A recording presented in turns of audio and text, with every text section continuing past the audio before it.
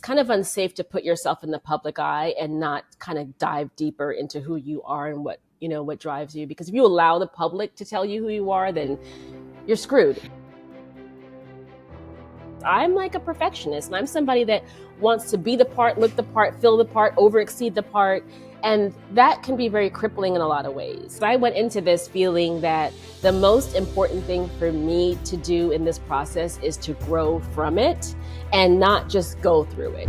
It's always really, really hard. I think when you work for yourself and you could just work yourself into a hole if you wanted to. I know how to work 17 hours a day. I know how to do that. And the result of that is one very different version of me. I had a really great conversation with Jeff about my work habits one day, and he just took it to the mat with me. He was like, you talked about when you were in beauty, how you were this way and you were that way, and then you do the same thing in real estate. At a certain point, you got to figure out you're the common denominator here. And I will never forgive him for saying that. Actually, I was going to cook dinner tonight, but now I'm not cooking dinner because now I'm pissed about it again. So I will never get over that conversation because it was duh.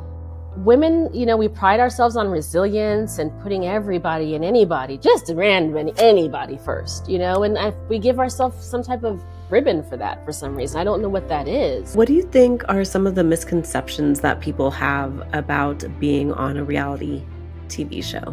That it's this full-on production, there's hair and makeup people and wardrobe people. That's how I imagined it. No, it's our show is actually considered an OccuDoc, which is an occupational documentary. It's you do what you do and we're following you. Nobody pops out with a brush or a can of hairspray. If you look crazy, you just gonna look crazy. And I say it all the time. I say it in interviews, and I think it's probably gonna piss a couple people off, but today, we're thrilled to welcome back Tricia Lee. Since our last chat, Tricia's journey has taken an exciting turn as she joined the cast of Netflix's Owning Manhattan, giving viewers a glimpse into her day-to-day life as a real estate powerhouse in New York City. Today, she's here to share the inside scoop on life after joining the cast of Owning Manhattan, now in its second season, and how she's mastered balancing her thriving real estate career with the demands of filming and everything else that life throws her way.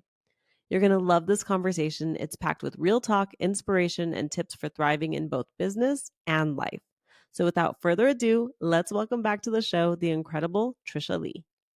So today we're so excited because we have on Tricia Lee again because we have so many things to catch up on. Since the last time we spoke, Tricia has joined the cast of Owning Manhattan, which is on Netflix, and it was just picked up for a second season. So we're super excited to talk to you about that.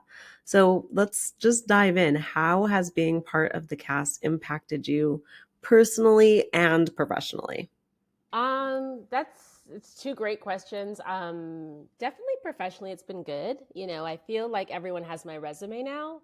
So if you could just hand your resume to every potential employer, that's kind of what the show has done, I think, which has just been magical in so many ways.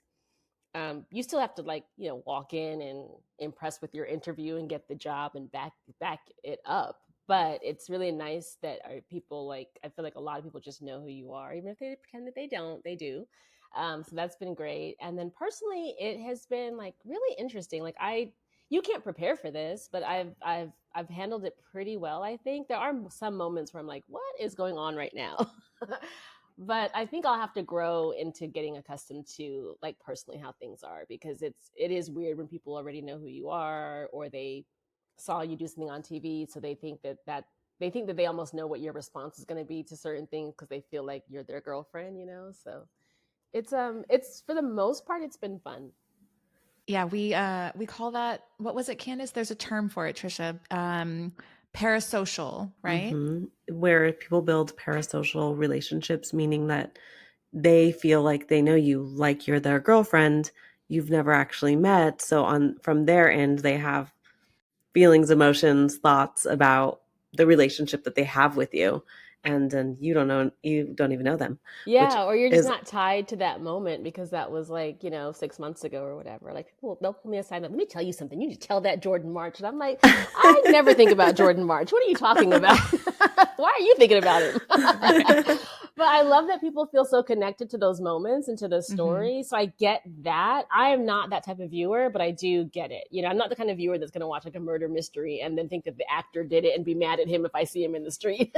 But I see how it happens because people are so caught on to things that happened during the filming. And like we film in real time. And like this is like my real life, my real work, whatever it is, it kind of just ends up in the show. So while those are moments, I'm way beyond those moments now, you know? That you have Yep. to remind me about them more than anything because I'm gone. I'm done. What is that timeline like? Because I think our clever crew would like to know how much time is between actually recording and it coming out on Netflix? For us, it wasn't a lot of time, but we filmed for like a year almost, you know. I mean, I've been in this process for 2 years, definitely filmed for like a year. So it wasn't a lot of time. I felt like we stopped filming, or at least I stopped filming. I can't speak for anyone else because it also is very insular. Like everyone's storyline is very different. So like you're so busy living your life, I just can't even, I don't have the bandwidth to think about anybody else. But I felt like I stopped filming in March, you know, and the show came out in June. So it's Pretty quick. yeah, yeah, and I don't know if people shot later in March than I did. I shot really late, you know, but I have a different story. I'm in a different borough, like, you know, it's just a different tie-in for me. Plus, I think I'm special. So We all know that, yes. I feel like that's why I had to film longer. I'm like, oh, the special people are filming longer. They're like, Tricia, no one said that. I'm like, I said it. It is a thing now. Yeah, but it's pretty, like, you know, it's pretty close, I would say. It's not that big of a window. Mm-hmm. You know, we have all been in the content world for several years now. You know, and Tricia, when we first had you on, you were, you know, building your brand on Instagram and you know, within Brooklyn and beyond Brooklyn. And I wonder, because I know I always learn something about myself when I watch back tape of me speaking on stage or even me filming a reel. For you watching yourself, you know, in a TV show setting, was there anything that stood out to you or that you learned about yourself, like, you know, watching it from like the viewer's perspective after having lived it yourself?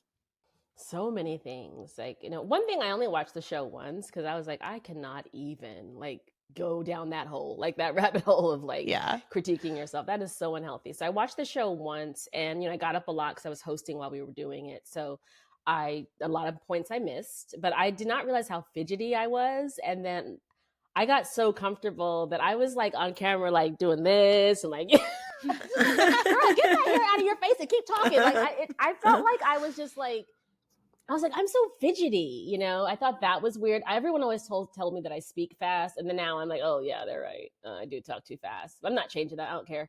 But I think like I don't sound the way I thought I sounded. I don't look the way I thought I looked. You know what I mean? It's like a lot of different things, but I'm more proud of my perspective on it than like it itself, right? Because I went into this feeling that the most important thing for me to do in this process is to grow from it and not just go through it, you know? And so from my own personal journey, I had objectives that I wanted to hit. And that was, you know, being okay with who you are and making peace with it and not over analyzing yourself and not allowing others to do that either, more importantly. And getting to a space just in my mind and in my heart where I was good with me. So your opinion did not matter. And that was the work that I was putting in while I was shooting. So yeah, it was like going to work Mm. every day and I was filming every day, but I was also deep diving into Tricia, the human being, and who I am, what motivates me, and what I care about and why I care about the things I cared about. Because I felt like it's kind of unsafe to put yourself in the public eye and not kind of dive deeper into who you are and what, you know, what drives you. Because if you allow the public to tell you who you are, then you're screwed every which way you look Yeah. at it, you know? I just really wanted to go through this and I said this, I say it all the time. I say it in interviews and I think it's probably going to piss a couple people off, but I wanted to go through this process and not care how people took me. That was so important to me. And I felt like this was the Yeah. test that was being given to me and the opportunity to really not just say it, but be about it. I knew that was going to happen. I was like, there's no way my phone's not going to ring on this call. Sorry, I'm a broker. I don't know what She to tell is you a guys. working I don't know what to realtor, tell you y'all. guys. She You is, know, yeah, with emergency this is people, just they what will it get is. through because that's just how it works. Mhm. But yeah, so it was good to come through the process, and you know, I knew that I was really positively received, which was great. But in my heart of all hearts, I just knew that if I wasn't, I was still good anyways, because I knew I put my heart into it. I knew I worked really hard. I knew I showed up on time for set. I knew that I did the best I could, even when I wasn't the best I am, you know? And so the things that are important, people don't really see. And that's okay too. So I'm really proud of what we were able to do. And I'm super proud of what I was able to do, because I'm like a perfectionist, and I'm somebody that wants to be the part, look the part, fill the part, over exceed the part. And that can be very crippling in a lot of ways. And so if you put that in front of the public, 270 million people, you could drive yourself mad. And I didn't want this process to do that. So I'm really proud that I'm at a space where like people are like, oh, I loved you on the show. I'm like, great. And then I'll walk away like, but I don't care if you didn't, because what was honestly truthful and important to me was to truly be myself. I wanted to be me on camera. And I was like, if I can pull that off, that's as free as I can show up. And you definitely have reasons to not want to be yourself when there's 4 cameras in your face and 20 people behind those cameras looking at you and in your mind judging you. They're not judging you, but in your mind they're judging you because you don't know these people. And you start to create caricatures of yourself.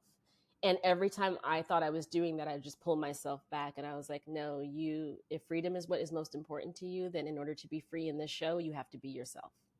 We absolutely want you to be yourself, and we love that. We were just on last week with Taya DeCarlo, realtor out of Los Angeles, and Oh, I she was love talking Taya. about she was talking a lot about things that you just said, and she was sharing how personal development and her personal brand, like those things just go together. You can't have one without the other. And it sounds like you were really intentional about making sure you were showing up as yourself.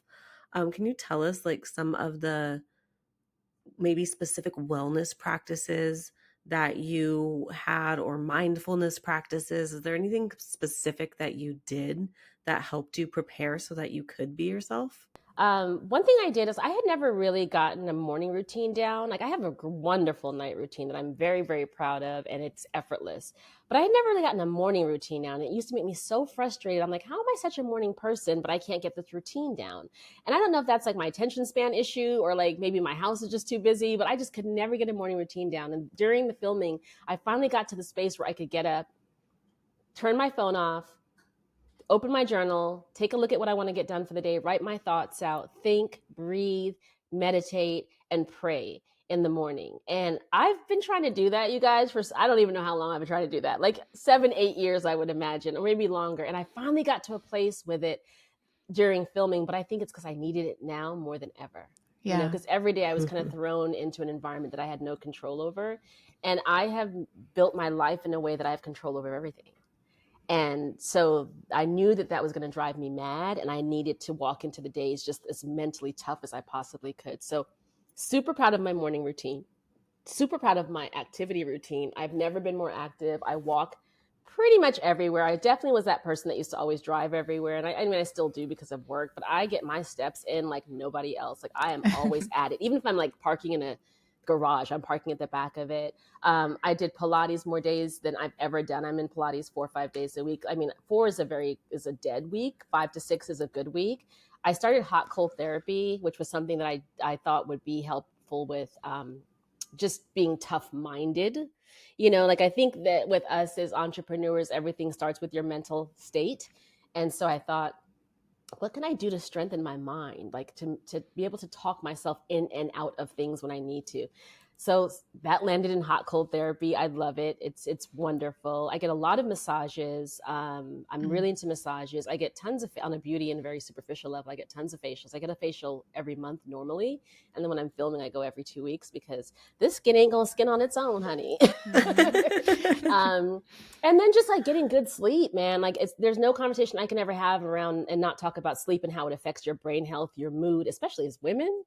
The worst thing you can do for yourself, even if you care about how you look, for that reason alone, get your good sleep. And I will lecture anybody about sleep any moment of the day. I'll stop a conversation and go lecture you about sleep. But I got my sleep down into a really good space. I've always struggled with my sleep, and I'm really good with that. And I think just overall, just prioritizing all of that stuff. Like that is a part of my day, and everything has to kind of fit into that. Whereas before, it was always the first thing I pulled out. Like if it was something for me, Yes. it was the first thing I would delete. I'll get to it later, or maybe tomorrow. I We'll can start again reschedule that. then. I can reschedule that. Whereas now, I feel like I have the attitude that men do. I'm just like, no, that's my stuff. I got to get that done. So let's see what we can do with you after this, you know. And I mean, I live with it, man. I see how they move through the world, and I think it's good, some good stuff we can adopt there. Because now I'm like, I'm sorry, I'm so not available. Like, it's not your business that I'm in Pilates. It's my business that I'm in Pilates. But I need to be in Pilates in order to be decent at noon. So, yeah, I'm not available. So non-negotiable with my wellness practices at this point. Like, it's just what I have to do. And then of course I have to start my day early in order to keep consistent. But that was a healthy change too. When Kat and I talk to entrepreneurs about this as their coaches, as their brand strategists, and how important it is to invest time in themselves, we get a lot of pushback, as you can imagine, about how they just don't have the time. And you were in the space where you were giving up. You were saying no to yourself to say yes to other people. Always. And I was just like every person that you talk about. I was just like that. I did not eat healthy. I did not sleep well. I did not take care of myself. I always said no to myself first.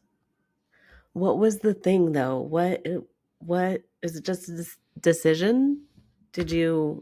How did it I change? felt that I couldn't keep on with those unhealthy practices. So like obviously a moment like this just forces you to be like, well, who do you really want to be? Well, Mm-hmm. then you need to start pretending to be her or acting like you're her now until you become her. So that was part of it in my mind. But I had a really great conversation with Jeff about like my work habits one day. And I mean, he just like took it to the mat with me. He was like, you know, you talked about when you were in beauty, how you were this way and you were that way. And then you do the same thing in real estate. I mean, at a certain point, you got to figure out you're the common denominator here. And I will never forgive him for saying that. I was going to say. Actually, I was going to cook dinner tonight, but now I'm not cooking dinner because now I'm pissed about it again. He's going to fend for himself tonight. So I will never get over that conversation because it was like, duh. He's like, you know, you're the common denominator here. And he's like a workaholic and proud, has no desire to ever change that about himself. And neither do I really, but I wanted to be better to myself. And I don't know, after he said that, I just took the reins of my own life and my own schedule and reminded myself of why I became an entrepreneur. And I just took control of that. But I also had to do that with the discipline to lengthen my day, you know? And so I have found that creating that structure in my day is so protective of Tricia and so loving of Tricia that I'm happy to do it every day. Like I want to do it every day. And I think you do have to get there. I just think that women, you know, we pride ourselves on resilience and putting everybody and anybody, just random anybody first, you know, and we give ourselves some type of ribbon for that for some reason. I don't know what that is. It's kind of like that girl that's like going to a wedding and she helps everyone to get ready. And so everyone looks gorgeous and then she looks crazy. It's like, that's the same thing that we're doing. Yeah. And I was just like, no more of that. So one little tweak was like, okay, 6 a.m. was not working for me. 5:15 has given me an extra cut of the day to allow me to squeeze more things in and also be able to take changes better. So I had to make that adjustment, which means that I'm not the night person that I used to be. You know, I'm not that I'm a late night person, but I used to not be as disciplined at night with how I spent my night. Whereas now it's like, shut it down. It has to shut down because it has to start back up again shortly. And it has to also be a good night of rest. I'm less flexible with the things that protect my peace and my happiness now. And I think I'm more flexible with the things that are required of me. Like, no, I'm not into that. I'm good. You know, or I'll do it, but it's going to have to be on my terms. But with the things that are really like self-loving, I mean, people call it care, but it's really love. Like it's really, really love. Like you have to love yourself in that way and to be protective of yourself in that way. And I'm grateful for the show for that because I needed to make that change and I had been struggling with it. And I was just right there. It was just small tweaks I needed to make. But I feel better. I look better. I sound better. I sleep better. I perform better. I think and process and problem solve better because I'm sleeping better. I'm taking great care of myself. It's all the basic things. Like we all know what they are. You're not supposed to smoke. You're supposed to drink a lot of water. You're supposed to get a lot of activity, like exercise as much as you can, get your good sleep and put good stuff in your body. It's not that hard. Yeah. But It's always really, really hard. I think when you work for yourself and you could just work yourself into a hole if you wanted to. I know how to work 17 hours a day. I know how to do that. But Yes, we I were know all what the experts result. at that once Yes, upon a yes, time. Yep. yes. And the result of that is one very different version of me, you Yes. know? And you can't bring that version on TV. So I really had no choice. I had to change. It was like push comes to shove. This Yeah. who knew that a reality TV show would be something that would actually be that last push you needed to start paying attention to yourself, even though you were putting millions of eyeballs on you. Yeah. It really just made you only look really at yourself and go inward. 100%, and it's like I've never attended church as much. I've never prayed as much. I've never written my thoughts out as much. I've never slept as long, as good. I have never been as active. I've never been as more snatched. More snatching to do, but damn it, I'm snatched. It's a progress. It's a process. It really, really is. But it's really, it's the most random thing in the world. But, and I know people have different attitudes about reality TV, but the changes it's made in my life, I welcome them all. It's been actually really good for me. I think I needed it. I almost needed the pressure, if that makes sense. Mm-hmm. Yeah. What do you think are some of the misconceptions that people have about being on a reality TV show? That it's this full on production, like that, there's hair and makeup people and wardrobe people. Like, no, it's like, That's how I imagined yeah, it. it's like, no, it's like, No. I mean, our show, well, and another thing is, and I should take the time to share this, is our show is actually considered an OccuDoc, which is an occupational documentary. So, like, we lazily call it a reality TV show. And I mean, I think that just makes sense too. But an occupational documentary is something where it's like, you do what you do and we're following you. That's kind of They're the energy. documenting, not They're really documenting producing it. So it. nobody pops out with a brush or a can of hairspray. Like, if you look crazy, you just gonna look crazy. That's how it works. Do you? Mm-hmm. But it's not that way. It's not that setup. It's not that production.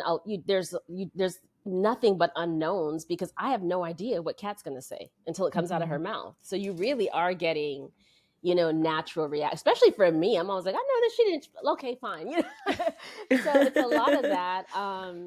Then what's interesting about it is that you're thrown with these people that some of them some of them you don't know, some of them you fall in love with once you get to know them, some of them you can't stand once you get to know them, and then now you're still stuck with them. So I understand why the environment creates the craziness that it does, because it's an interesting mix up, but it's nothing like that for us. Like, I'm like putting a house on the show and I'm like, damn it, now I feel even more pressure to sell the damn house.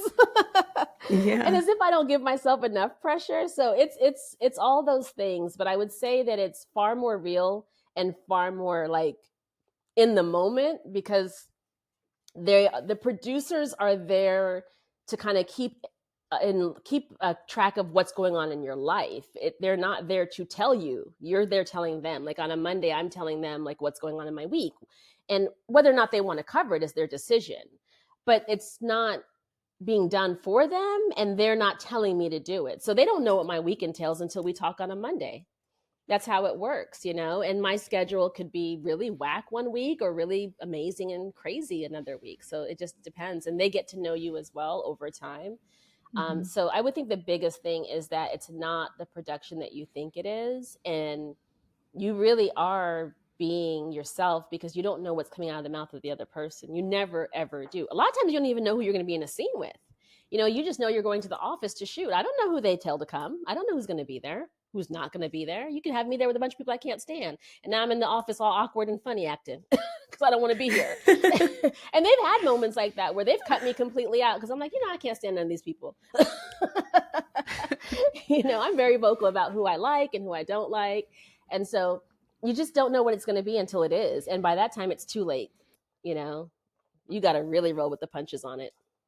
That was one thing that really stood out to me, because when the show came out, like, people who know me well know that, we have all known each other for a few years. And since Candace and I joined, Sirhan in 2021, they were like, so, like, is this really them? Or like, were they acting? Or like, who is real, who is fake? I was like, well, you can look at Tricia Lee, and you can look at Jordan Hurt, and you can look at a few others. I'm like, they are exactly how I have talked with them and have had conversations with them when cameras aren't rolling.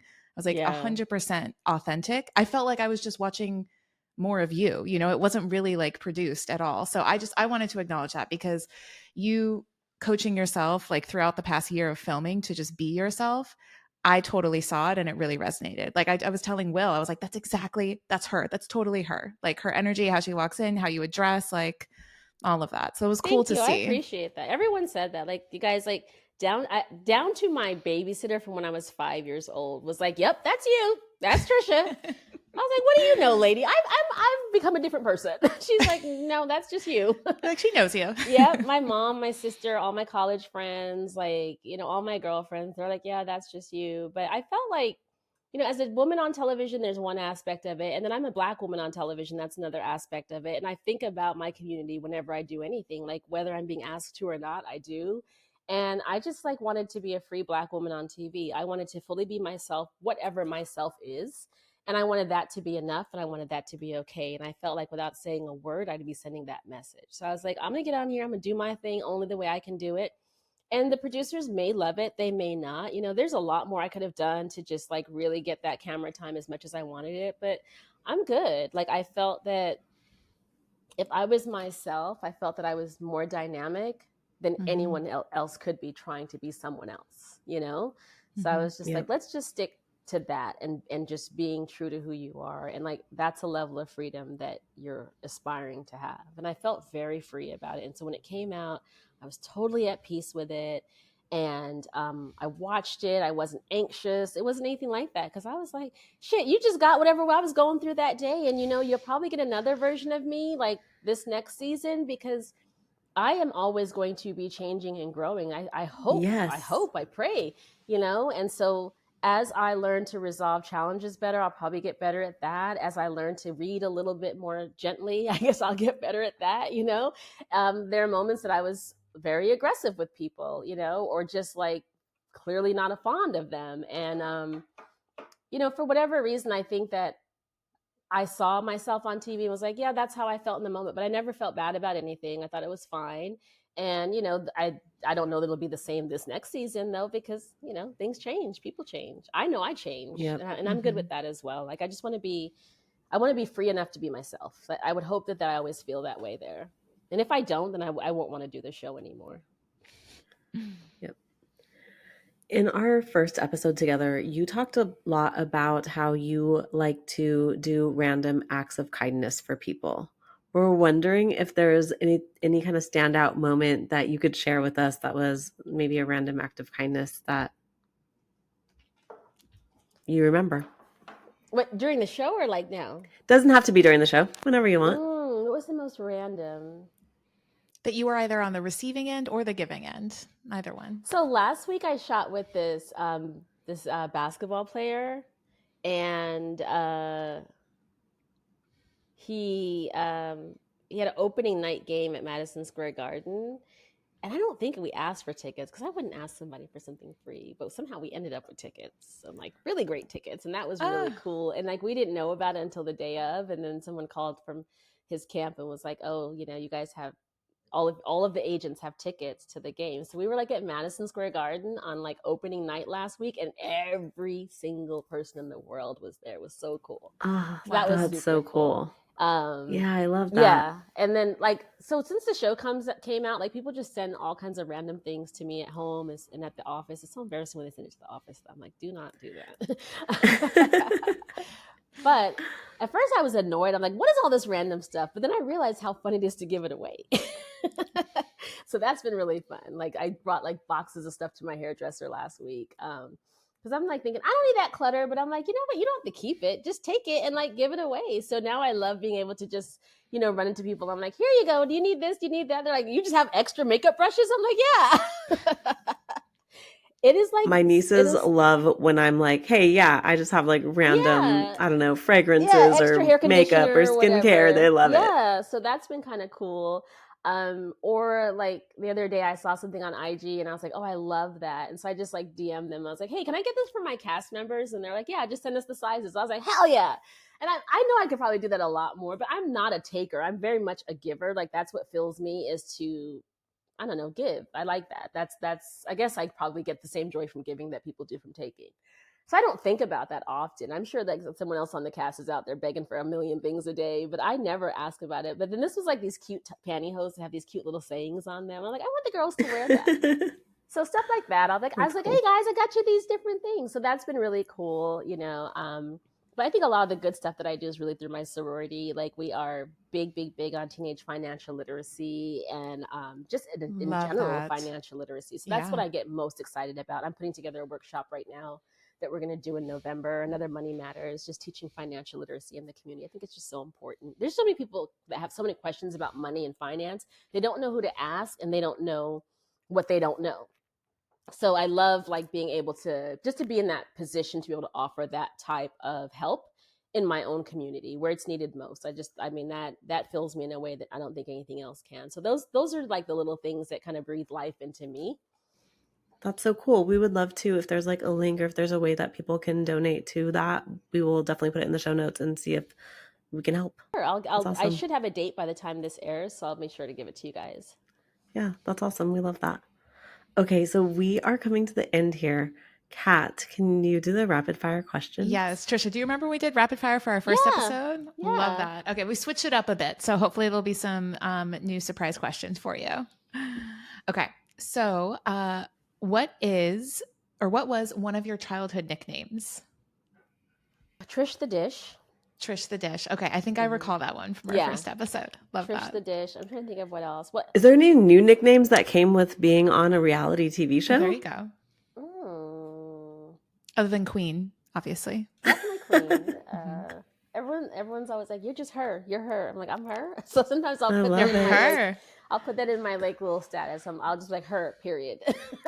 I saw that. I've seen that like on the DMs. Okay. Yeah. Amazing. So I guess her would probably be it. I need a new nickname though. Damn it, I really do. Okay. By the time we do another episode, you'll have a new. I'll nickname. get one. Don't worry. Perfect. Okay. What is your go-to lazy dinner when you've just had a day? Oh, okay. Am I making it or is it coming into the house? Either one. Shrimp fried rice. Ooh. With egg. Yeah. That hits all the notes. Yeah. Yeah. Shrimp fried rice with egg. Hell yeah. And you get your protein in with that shrimp, that egg. So there healthy you go. and all your vegetables. I mean, come on, it's damn near a salad. Oh my gosh, I love that. Okay. Are you, given the season, team pumpkin spice or not? No. As a matter of fact, I have a whole bottle of it in here that came with Instacart and you can have it. I don't like it. No. And I do not like it in August either. Let me just add that note. I don't like it. No, period, regardless of what day it is. No. Like I used to like it, no. but you guys have ruined it for me. Like it's coming out in the summertime. It's just pumpkin spice, every damn thing. It's too much and I just can't. No. Like literally we have this, somebody dropped off the creamer instead of the vanilla creamer or whatever. Jeff's like, what is this? I'm like, throw it in the garbage. He's like, I'm not going to throw it away. I'm like, I'm never touching it. He's like, it's fine. It's fine. Why are you so upset about the creamer? She's passionate about this. I get so upset. Because you guys are always trying to bring us to the end of the year too quickly. Let me have my season. Right. Like enjoy. Yeah. Yeah. They already have Christmas decorations in front of Macy's 34th Street. Come on. I saw the red cups. And it wasn't even Halloween yet. Yeah. In October. I did get upset about that. Christmas decorations. The red cups. October. Yeah. Give rude. Halloween its day. Okay. What was the last thing you bought online? Girl, an hour ago. Several things. We want to know. Right before this recording? Yes, exactly. No. So the last thing I bought online is Bath and Body Works has this laundry line, you guys. No. What? When I tell you, there's this thing, I think it's called, there's two different Suntal fragrances. So it's like a laundry detergent and a fragrance booster. I can no longer take baths without my towels smelling like Suntal. I'm sorry. I will not allow it. So I just bought they're 2 for $30. And before I tried 2 and I just bought 4 more, but it's all they're popular. I know. And I'm not out yet. I just wanted it in case it runs out. She just wants to have a stockpile. Yeah. And she doesn't want it to be. I love it. And I love the out. Le Labo Santal 26. So I have the room fragrance and I have the candle. My friend put me on to, again, Bath and Body Works has a Santal body spray that you can also use in your home as air freshener. Ugh. Wonderful. I use both in my house. You'll never know the difference. But the laundry detergent, they have an ocean scent that they love, and they have a sweater weather or something like that. But it's all their famous fragrances. laundry detergent. And She's just creating a spa-like environment in her home where her towels are scented. I love it. I'm leaving the tab open. And your bedding, like if you do your bedding, you put a bunch of fragrance booster in there and you wash your sheets. Thank me later. Done. Yes. Thank you. All right. All right. I'm going to ask my obsession question first, and then Candace, I want you to think about one, because I remember last time we asked you about your airport arrival time, Tricia. You're like, as they're calling my name, you don't want unless you get paid to be in the lounge. So Candace, maybe you can think of an obsession question, but Tricia, I'll ask you my new one, which is, do you know your astrological sign? And if not, when's your birthday? It's Pisces. My birthday is February 20th. I was born 8:30 in the morning. I think my sun is also Pisces. And is it your sun and your moon? Sun, moon, and rising. My sun is also Pisces. My rising is Aquarius. I don't know what my moon is. Okay. Yeah. Very nice. But I was born super early. I'm a Rihanna birthday, and I was born super early in the morning. So I'm very, very Aquarius. As a matter of fact, a lot of times I have to read Aquarius notes because you're right on that cusp. Yeah. I'm just a couple hours into Pisces, and everyone's like, "You're not no Pisces." I'm like, I really am not. So yeah. But get the best of both kind worlds. of into it. Like I look at pattern and stuff. Like I'm kind of a little into it. I'm not as into it, I think, as I could be, because I think it could be an obsession. So I just kind of dip and dabble and I run away. It's just fun information. Yeah. You pop in, you pop out, you take what you want, you leave the rest. Exactly. Yeah. Okay, I have to know this. When you go to Pilates, do you have your reformer? Is that Tricia's reformer that you go to every time? I do not. Because that's a thing, right? I do not, but I like to be on the right side of the room. And I don't know if it's because I'm right-handed or if I'm just being a weirdo. But I get pissed if I have to be on the left side of the room. And for no solid, like, valid no logical reason. Yeah. I'm like, what's going on in here? You guys just letting this place run down. They're like, you were late, ma'am.